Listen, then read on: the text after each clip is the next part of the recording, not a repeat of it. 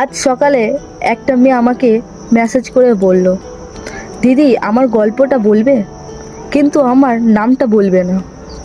আমি বললাম, ঠিক আছে বলো কি হয়েছে। মেয়েটা বলল, দিদি আমি একটা ছেলেকে খুব ভালোবাসতাম, এতটাই ভালোবাসতাম যে ঘুম থেকে উঠেই তার কথা ভাবতাম, ঘুমানোর আগে তার সাথে কথা বলতাম।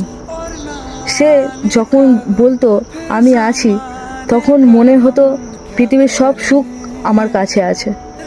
কিন্তু ধীরে ধীরে সে বদলে যেতে লাগলো।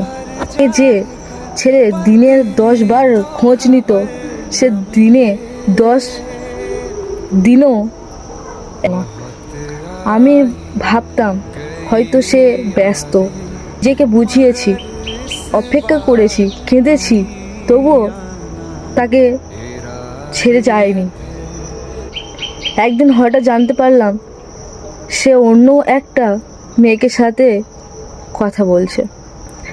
সেই দিন আমার বুকের ভিতরটা ভেঙে গিয়েছিল। কষ্টটা এই জন্য না যে চলে গেছে, কষ্টটা এই জন্য যে যাকে আমি সবচেয়ে বেশি ভালোবেসেছিলাম সেই মানুষটা আমাকে মিথ্যা বলেছে। আজ অনেক বছর কেটে গেছে, এখন আমি ভাবছি কিন্তু একটা শিক্ষা পেয়েছি সবাইকে ভালোবাসা যায়,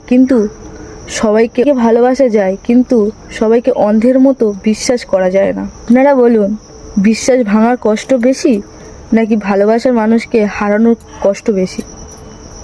এই ভিডিওটার মতো তোমরাও তোমাদের গল্প বলতে চাও তাহলে কমেন্টে হাই লেখো, তাহলে আমি তোমাদের সাথে কন্ট্যাক্ট করব বা যোগাযোগ করব, বা পার্সোনালভাবে মেসেজ করতে পারো আমাকে করে, তাহলে আমি তোমাদের গল্পটাও শুনবো, শুনে আমি তোমাদের গল্পও বলবো আর ভিডিও করব তোমাদের গল্পগুলো।